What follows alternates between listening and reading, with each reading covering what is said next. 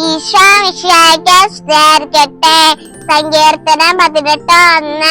കർത്താവേ, എന്റെ ശക്തിയുടെ ഉറവിടമേ, ഞാൻ അങ്ങയെ സ്നേഹിക്കുന്നു.